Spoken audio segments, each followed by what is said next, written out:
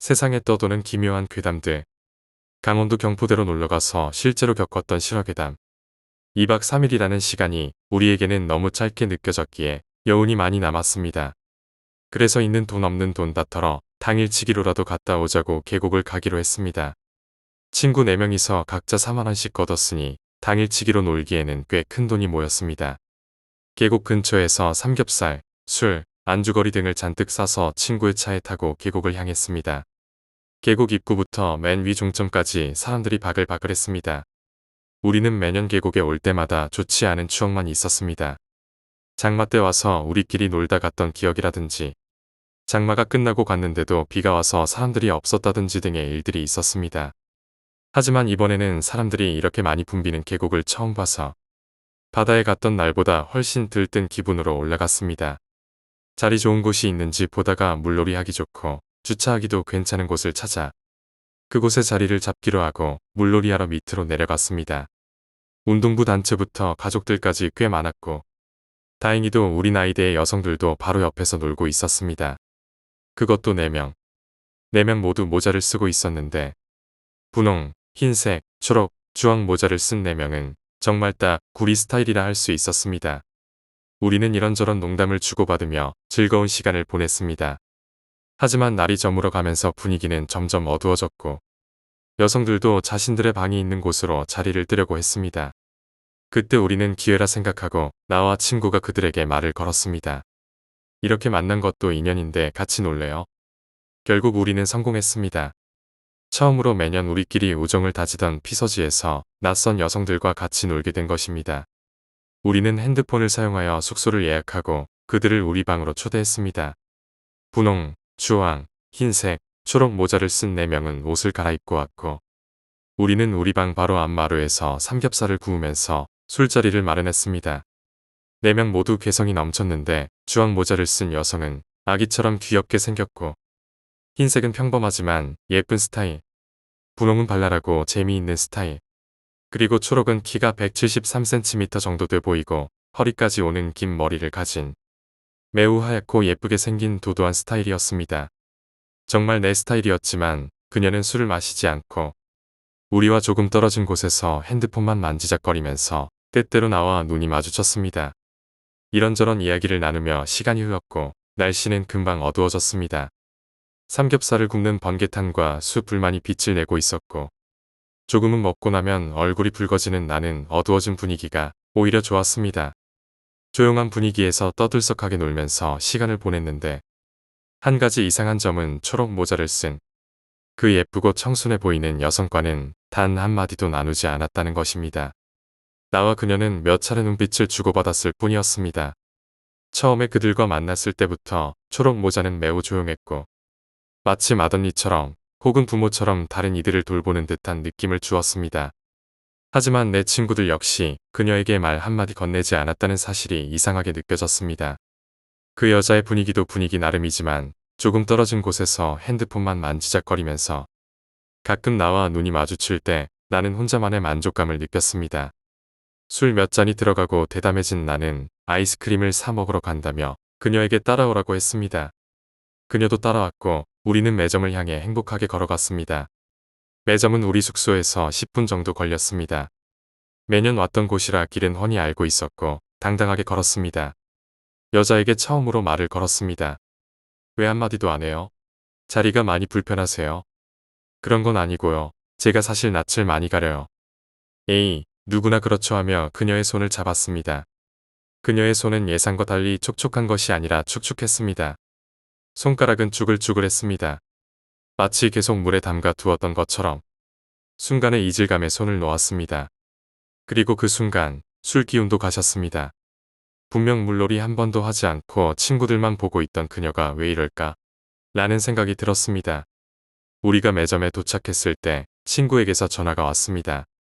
전화를 받고 나서 친구가 말했습니다. 너 혼자 어디 간 거야? 미친 거 아냐? 뭐 하는 개소리야. 녹색 모자랑 같이 왔잖아. 뭐라고? 너 혼자 물가에서도 그랬는데 왜 이래? 녹색 모자가 어디 있는데? 장난치냐? 같이 계속 있었잖아. 친구의 말은 나에게 설득력이 없었고 그저 개소리로 들렸지만 아이스크림을 들고 내 쪽으로 올라오는 그녀가 너무나 낯설고 무섭게 느껴졌습니다. 다행히 발은 움직여서 무작정 달렸습니다. 뒤도 돌아보지 않고 친구가 위에서 내려오고 있었습니다. 친구는 나를 잡고 같이 달렸습니다. 상황은 이후 더 이상 쫓아오지 않았고 우리는 숙소로 돌아갔습니다.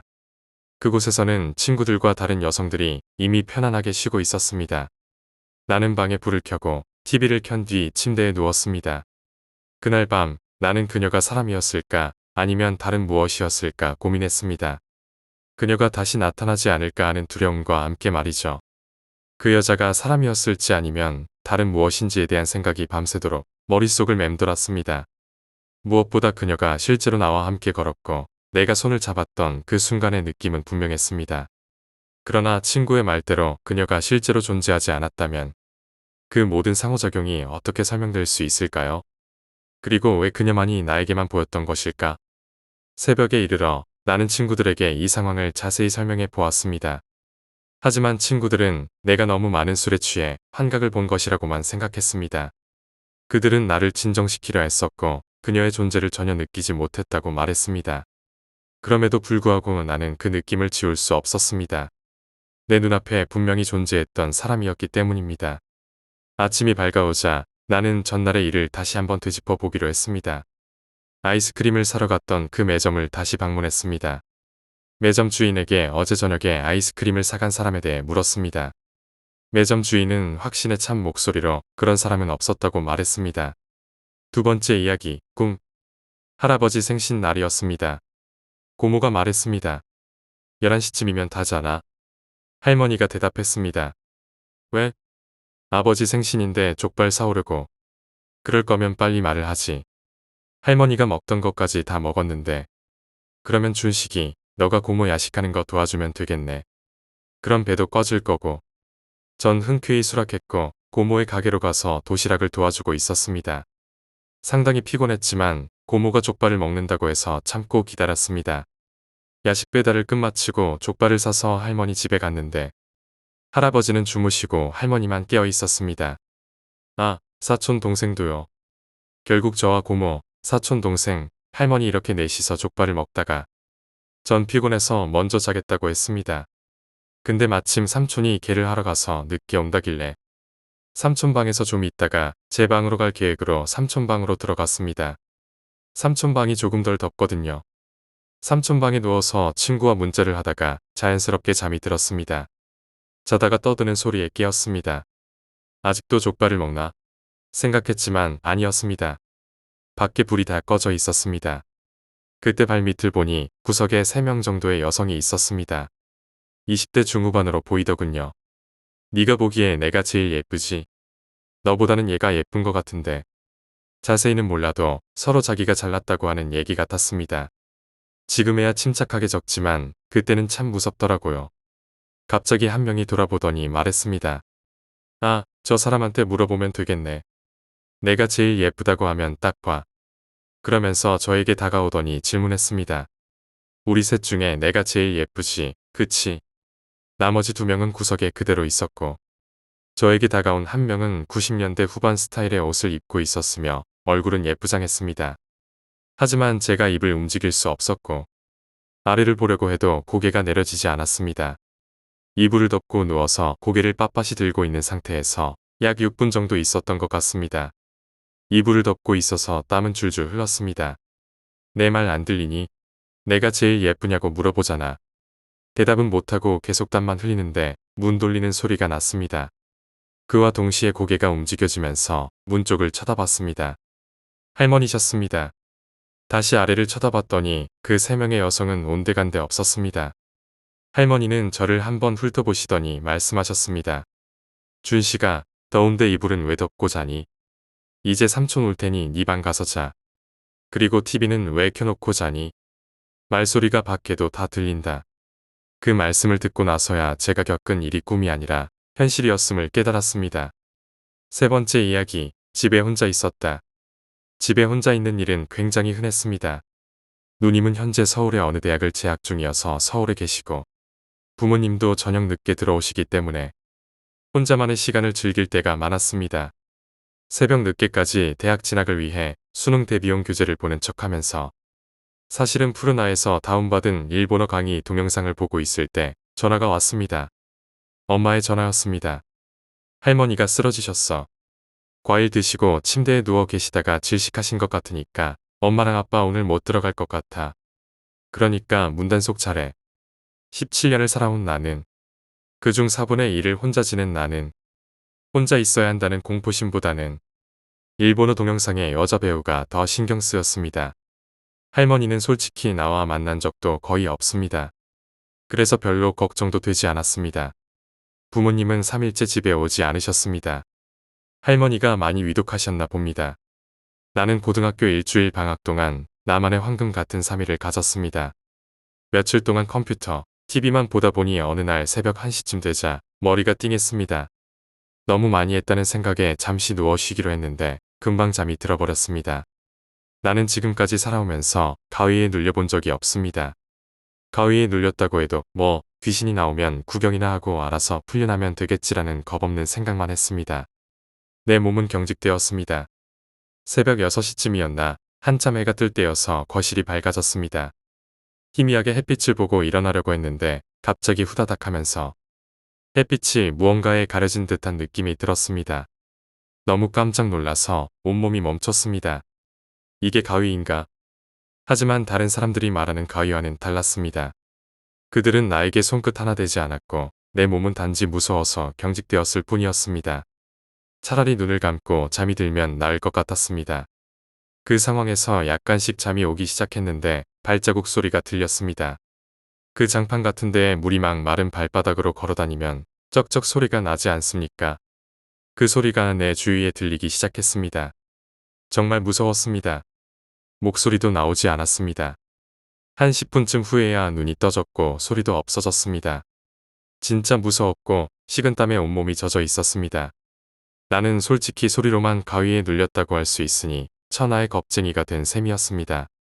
그런데 여기부터 정말 무서웠습니다. 물을 마시려고 냉장고에서 물을 꺼내 입에 대고 마시는데 마시려고 고개를 뒤로 젖히는 순간 천장의 초록색으로 사람 얼굴 형태가 나타났습니다.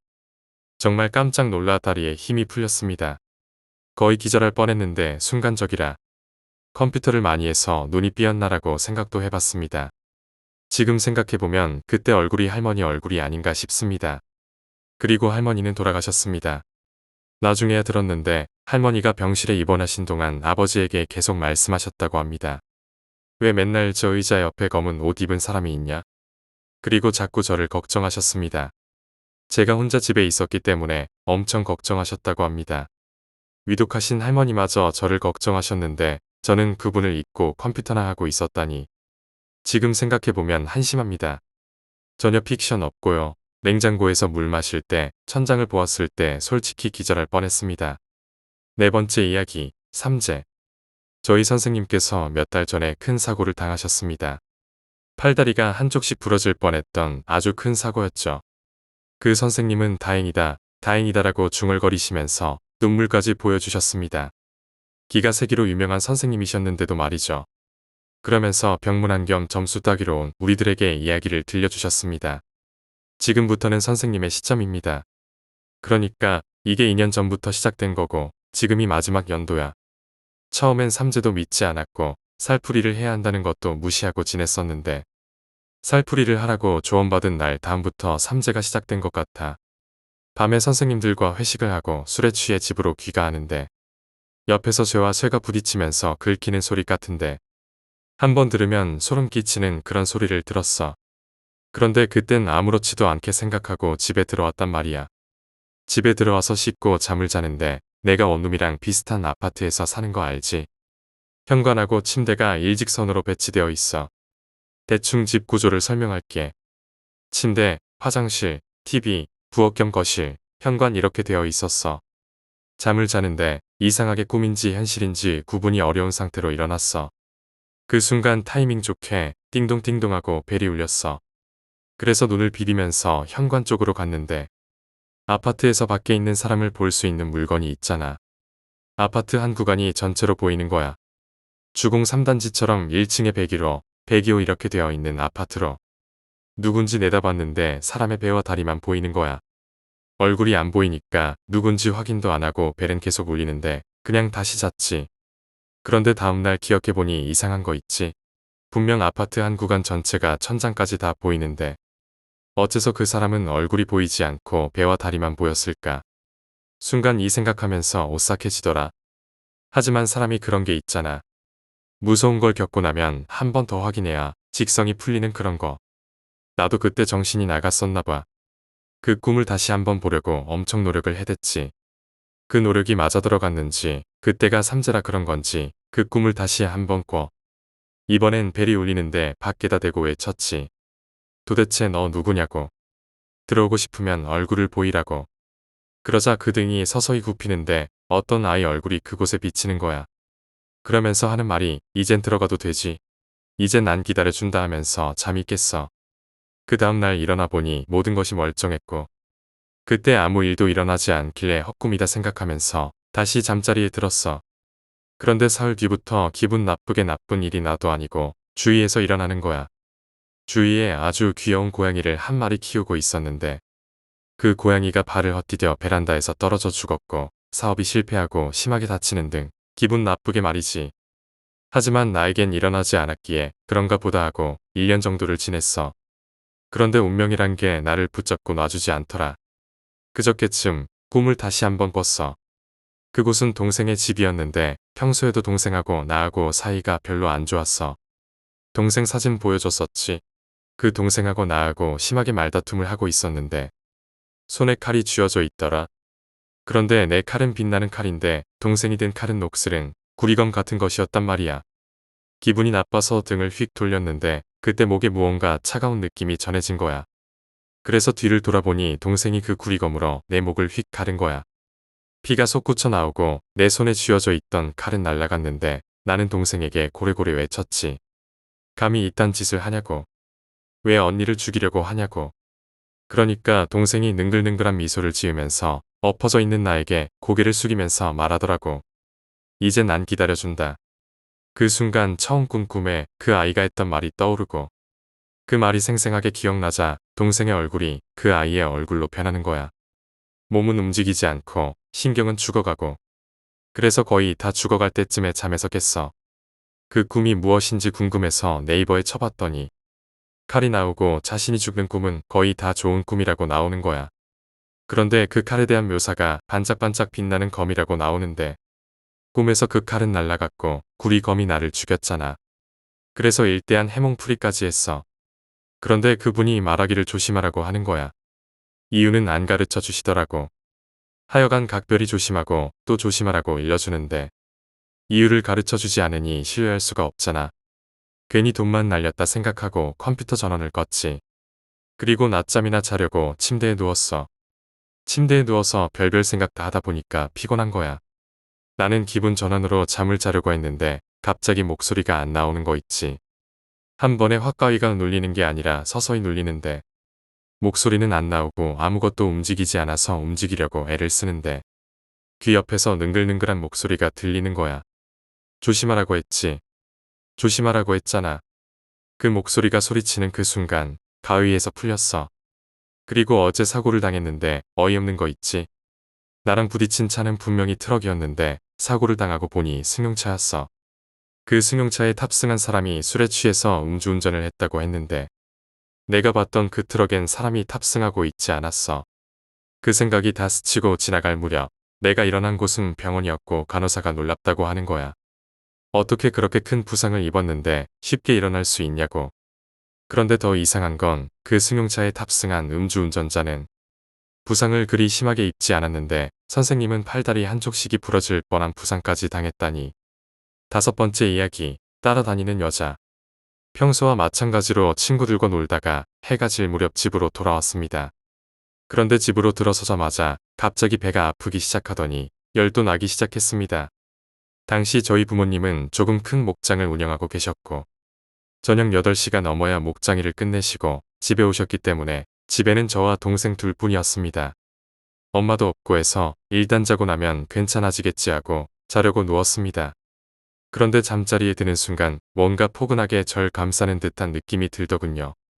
그 포근함에 잠이 들었습니다. 그런데 그 포근하게 감싸 안고 있던 무언가가 갑자기 제 몸을 조금씩 조여오기 시작했습니다. 숨도 쉴 수 없을 만큼 갑갑함의 소리를 지르려 해도 아무런 소리도 나오지 않았습니다. 제가 발버둥을 칠수록 뒤에서 절 끌어안는 듯한 느낌은 점점 더 세게 느껴졌고, 발버둥 치다 지쳐 잠들다 깨달을 반복하다가 어느 순간 다시 편안해지는 느낌이 들더군요. 그래서 눈을 떴는데 제 앞에 어떤 여자가 있었습니다. 상당히 말끔한 차림의 귀신이라고는 상상할 수 없는 모습이었습니다. 저를 보며 웃더군요. 저도 모르게 그 여자를 따라 웃었는데 그 여자가 한 말이 재밌었어. 나중에 또 보자였습니다. 전 그때까지만 해도 아직 꿈을 꾸고 있는 건가, 누구일까 하는 생각이 들었습니다. 그 여자가 그 말을 남기고 사라진 뒤 엄마의 목소리가 들리더군요. 정신이 좀 들어 다행이다. 이러시면서 안도의 숨을 내쉬며 일어나셨습니다. 무슨 일인지 몰랐는데 잠깐 잠든 줄 알았던 그 시간이 무려 3일이나 흘러 있었다고 하더군요. 3일간 식은땀을 흘리며 신음소리만 내면서 깨어도 일어나지 않고 잠만 잤다고 하더라고요. 그 일 이후로 귀신이나 이런 것을 한 번도 본 적도 없고 특별히 많이 아프거나 한 적도 없었습니다.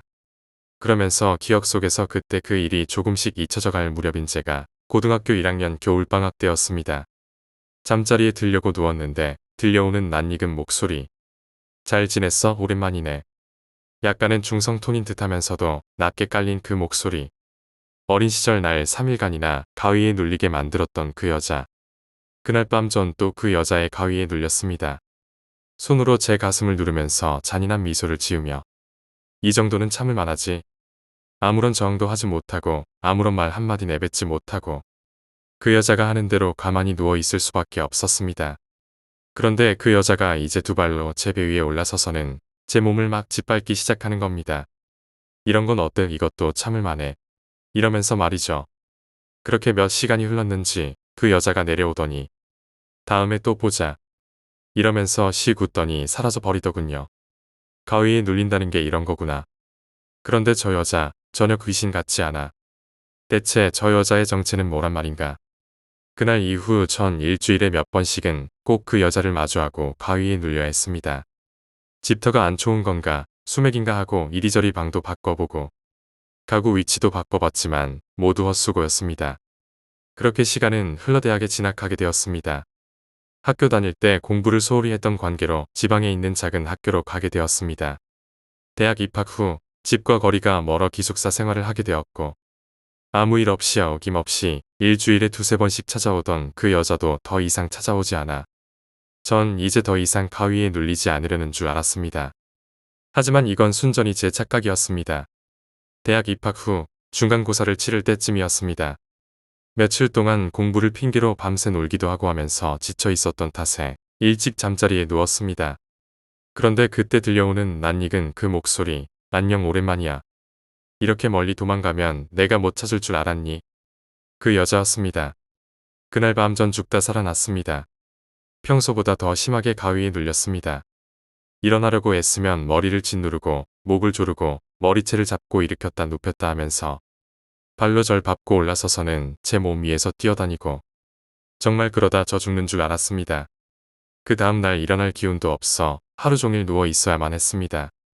그날부터 어김없이 또 일주일에 몇 번씩은 꼭 찾아와 절 괴롭히다 돌아가곤 했습니다.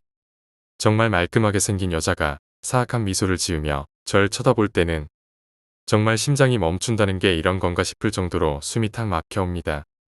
대학을 졸업하고 사회생활을 하고 있는 지금도 어김없이 그 여자는 절 찾아옵니다. 제가 이사를 가면 가는 곳마다 도망가면 내가 못 찾을 줄 알았니? 이러면서 숨이 끊어질 정도로 한바탕 웃고 나서는 넌 내 손 안에서 못 벗어나. 평생 따라다닐 거라고 고함을 지르고 그 선한 얼굴에 사악한 미소를 머금으며 제게 달려들 때는 차라리 죽으면, 차라리 날 죽여줬으면, 이런 생각들만 머릿속에 가득해집니다. 시도 때도 없이 들리는 그 여자의 목소리. 안녕, 넌 아무데도 못 가. 그 여자와 함께 해야 하는 걸까요? 이젠 그 여자가 올 것 같다는 걸 직감적으로 몸이 먼저 느낍니다. 잠자리에 들 때 포근한 느낌의 몸이 가벼워지는 것 같다 싶으면 나오는 그 여자. 이젠 조금 익숙해지긴 했지만 이 스트레스란 불면증까지 유발시켜 너무 힘들어. 엄마와 영화다는 점집에 갔습니다. 그런데 그 무당은 절 보자마자 나가라고 막 호통을 치더군요.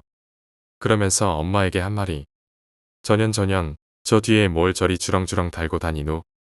한두 마리도 아니고 그래도 다른 것들은 해를 끼칠 것들도 아니고 괜찮은데 내 딸년 머리 위에 독종이 하나 붙어 있어. 그냥 못 떼어내면 이 딸년이 못 견디고 죽어. 이러셨습니다. 내 머리 위에 독종. 내가 죽는다. 그러면서 그 무당이 제게 부적을 건네주면서 하나는 어딜 가나 무엇 하나 꼭 지니고 있으라고 하더군요. 배낭 속에도 하나 넣어두라고. 그런데 이거 아무 소용이 없습니다. 그 이후에도 그 여자는 계속해서 절 찾아오고 전 아직도 가위에 눌리고 있으니 말입니다. 어쩌면 오늘 밤에도 안녕, 오랜만이야 이러면서 그 여자가 찾아올지도 모릅니다. 6번째 이야기, 폐가에 관한 이야기. 내가 겪은 가장 끔찍한 경험은 폐가에서 발생했습니다. 그 사건은 내가 고등학생 시절 친구들과 함께 떠난 짧은 캠핑 여행에서 시작되었죠. 우리는 이른 아침 당일치기로 인근의 숲과 폐가를 둘러보기로 했습니다. 그곳은 사람들의 발길이 거의 닿지 않는 깊은 숲속에 위치한 폐가였습니다. 오랜 세월 동안 사람들의 손길이 닿지 않아서 그런지 그 집은 참으로 낡고 음산해 보였죠. 우리가 도착했을 때 집은 그야말로 폐허처럼 보였습니다. 문이 열리고 창문은 깨져 있었으며 바닥은 흙과 먼지로 덮여 있었습니다. 그곳은 사람의 흔적이 전혀 없었고 이상하게도 아무 소리도 들리지 않았습니다. 일반적인 폐가는 어느 정도의 고요함을 가진 곳일 수 있지만 이 집은 그 고요함이 너무 깊고 무겁게 느껴졌습니다. 우리는 호기심에 찬 마음으로 그 폐가 안으로 들어갔습니다. 집 내부는 어두운 구석구석이 가득했고 천장 일부는 무너져 내리고 있었습니다. 우리 모두는 본능적으로 그 집이 어떤 분위기를 가지고 있는지 알 수 있었습니다. 그곳에서 살아본 사람들은 불행했거나 그저 살아남기 위해 떠난 사람들만 있을 것 같다는 생각이 들었죠. 집을 둘러보며 웃고 떠들며 탐색을 시작한 우리는 어느 순간부터 이상한 기운을 느끼기 시작했습니다. 처음에는 아무런 일이 없었습니다. 친구들과 함께 이상한 소리나 기이한 현상들을 재밌게 이야기하면서 어느 방에 들어가 보자고 했죠. 하지만 시간이 지나며 점차 기분이 나빠졌습니다. 방 한 구석에 놓인 낡은 의자에 앉아있던 친구는 갑자기 일어나서 깜짝 놀란 표정을 지었습니다. 저기, 뭔가 있지 않냐? 그가 손으로 가리킨 방향을 봤습니다. 그곳에는 아무것도 없었습니다. 하지만 그가 말한 것처럼 뭔가 이상하게 차가운 기운이 흐르는 것 같았습니다. 이상하게도 방 안은 무겁고 더 이상 농담을 주고받기에는 어색한 분위기가 감돌고 있었습니다. 그때 우리가 들어온 문이 슬쩍 닫혔습니다. 어떤 친구가 문을 닫았다고 생각했지만 우리는 모두 그 문을 잠시 열어놓은 상태였습니다. 문이 자동으로 닫힌 것처럼 느껴졌습니다. 이 모든 것이 처음에는 별것 아닌 일로 보였지만 점점 더 불안한 기운이 감돌았죠. 우리는 서둘러 집을 빠져나가려 했지만 이상한 점이 하나 있었습니다.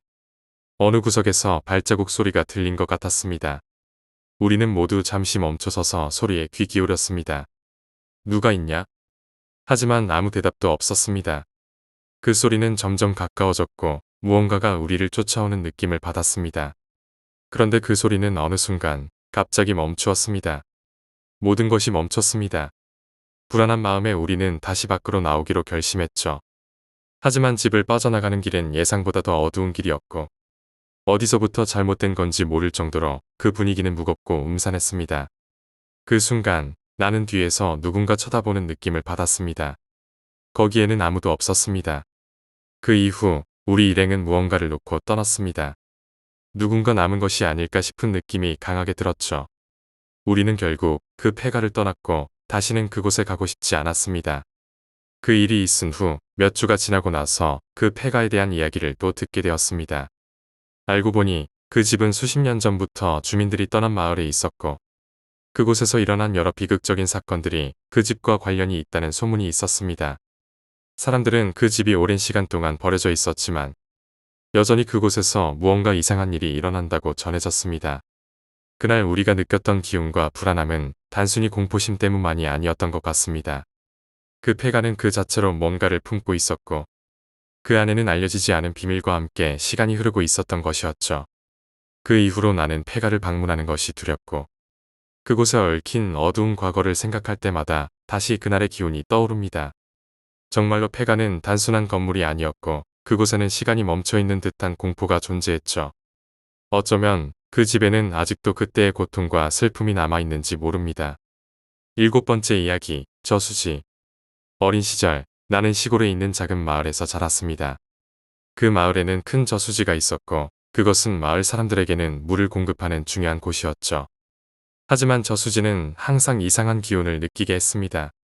어렸을 때는 그저 자연의 일부로 생각했지만, 나이가 들면서 점차 그곳에 대한 불안감이 커졌습니다.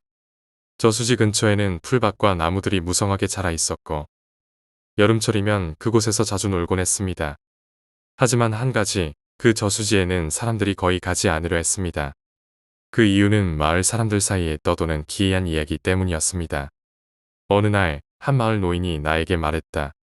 저수지에 가까이 가지 마라. 밤에는 그곳에서 뭔가 이상한 일이 일어난다. 그는 그렇게 말하며 눈을 크게 뜨고 나를 바라보았습니다. 이야기 들어봤나? 예전엔 이 저수지에서 사고가 있었거든. 어떤 사람이 거기 빠져서 죽었는데 그 후로 이상한 일들이 계속 일어났다고 하더라. 그 노인은 더 이상 말을 이어가지 않았고 나는 그냥 그 이야기를 웃어넘겼습니다. 하지만 그날 밤 집으로 돌아오는 길에 저수지를 지나게 되었고 어느 순간부터 내가 그곳에 발을 들여놓는 것 자체가 두려워지기 시작했습니다. 그날 밤 나는 친구들과 함께 저수지 근처로 가기로 했습니다. 호기심에 찬 우리는 그곳의 비밀을 알아보려고 했고 밤이 되어 저수지로 향했습니다. 저수지 주변은 그야말로 고요하고 어두웠습니다. 달빛조차 비치지 않는 깊은 어둠 속에서 우리는 살며시 저수지에 다가갔습니다. 그때 물속에서 무언가가 움직이는 듯한 소리가 들렸습니다. 처음에는 바람에 의한 소리일 거라고 생각했지만 소리는 점점 더 뚜렷해졌습니다. 친구들은 그런 소리를 들으며 웃고 떠들었지만 나는 점점 그 소리가 사람의 목소리처럼 들리기 시작했습니다. 그리고 그때 갑자기 물속에서 차가운 기운이 느껴졌습니다. 나도 모르게 그곳을 떠나려고 했고 친구들이 나를 따라왔습니다. 그때 물속에서 들리는 한 사람의 목소리가 확실히 들렸습니다. 도와줘. 우리는 모두 갑자기 얼어붙은 듯 움직이지 못했습니다. 그 소리가 분명히 실제로 들렸던 것입니다. 친구들이 급하게 뛰기 시작했고 나는 그때까지도 그저 멍하니 서 있었습니다. 도와줘. 그 목소리는 다시 들렸고 그것은 점점 더 절박한 소리처럼 들렸습니다. 우리는 저수지에서 멀어졌고 그날 이후로 저수지 근처에 다시는 가지 않았습니다. 그 일이 있은 후 마을 사람들은 그 저수지 주변을 기피하기 시작했고 나는 그날을 잊을 수가 없었습니다. 저수지의 그 소리와 그곳에 잠들지 않은 무엇인가가 여전히 나를 따라다닌다고 느꼈습니다. 그 후로 저수지에 대한 이야기는 계속해서 마을 사람들 사이에서 회자되었고 저수지 근처를 지나가는 사람들은 언제나 불안한 기운을 느꼈다고 전해졌습니다. 마치 그곳에 얽힌 비밀이 아직도 풀리지 않은 채로 그 소리가 아직도 그 물속에서 메아리처럼 울려 퍼지고 있는 것만 같았습니다. 그리고 그 후로도 가끔씩 나는 저수지 근처에서 지나가는 사람들의 이야기를 듣게 되었습니다. 그 물속에 뭔가 있지 않나? 저수지는 그냥 지나치기만 해도 이상한 기운이 느껴지지 않냐? 그들이 이야기하는 것처럼 저수지에는 누군가의 영혼이 얽혀있는 듯한 기운이 있었습니다. 그리고 그 영혼은 아직도 물속에서 누구에게라도 그 손을 뻗고 있을지도 모른다는 생각이 들었습니다. 내가 경험한 것들은 그저 우연일 수도 있지만 저수지의 기이한 분위기와 그 소리가 떠올라 지금도 그곳을 지나갈 때마다 나는 긴장하게 됩니다. 저수지의 비밀은 여전히 풀리지 않았고 그곳에는 여전히 무언가가 잠들어 있는 듯한 느낌을 받습니다. 8번째 이야기, 병원. 그날은 평소와 다를 바 없이 평온한 하루였습니다. 하지만 아버지의 갑작스러운 병원 예약 소식에 나는 마음이 조금 무거웠습니다. 아버지는 평소 건강에 문제가 없었고 병원에 가는 것도 매우 드문 일이었기에 그 소식은 나에게도 불안함을 안겨주었죠. 아버지를 병원에 모시고 가던 그날 나는 병원의 분위기 자체가 조금 이상하다고 느꼈습니다. 병원 입구에 들어서자마자 그 어두운 복도와 이상한 침묵은 나를 긴장하게 만들었습니다.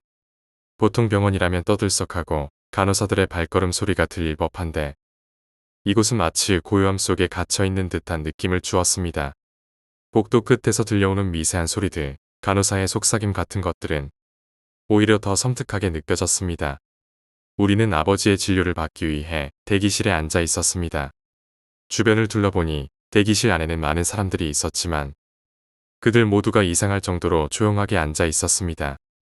몇몇은 책을 읽고 몇몇은 스마트폰을 만지작거리며 시간을 보냈지만 어떤 것도 자연스럽지 않고 모든 사람들의 얼굴에 불안감이 서려 있었습니다. 대기실의 한 구석에서 일어난 일이었습니다.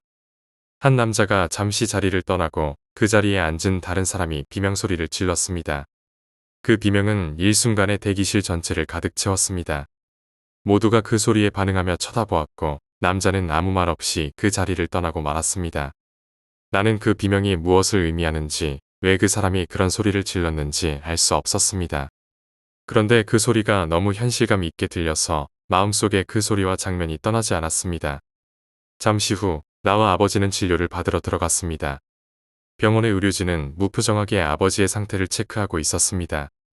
간호사는 무언가를 적고 의사는 그저 짧은 말만 던지며 진료를 마무리했습니다. 그런데 그 의사의 눈빛이 너무나 차갑게 느껴졌습니다. 이상하게 그 눈빛에서 어떤 불안감이나 두려움이 묻어나는 것 같았죠. 그 순간 나는 확신할 수 없었지만 병원 내부에서 이상한 기운을 느꼈습니다. 진료가 끝난 후 우리는 병원을 떠나기로 했습니다. 하지만 돌아서면서 나는 한 가지 이상한 점을 발견했습니다. 병원의 복도 끝에서 눈에 띄지 않는 문 하나가 열려 있었고 그 문 뒤로 흐릿하게 불빛이 비치고 있었습니다. 그 문은 분명히 병원과는 어울리지 않는 조금은 음산한 분위기를 풍기고 있었습니다. 호기심에 그 문을 조금 더 바라보았을 때 그 불빛 뒤에서 뭔가 움직이는 것이 보였습니다. 그 움직임은 눈으로 보기엔 불확실했지만 분명히 무엇인가가 그 문 뒤에서 우리를 지켜보고 있었습니다. 그때 갑자기 병원 직원 한 명이 나타나서 그 문을 급히 닫았습니다. 그 직원은 우리에게 말없이 그냥 지나쳤습니다. 그 직원의 표정도 굳어 있었고 그 순간 나는 그 문 뒤에서 보았던 그 무언가가 우리를 쫓고 있다는 불안감에 휩싸였습니다.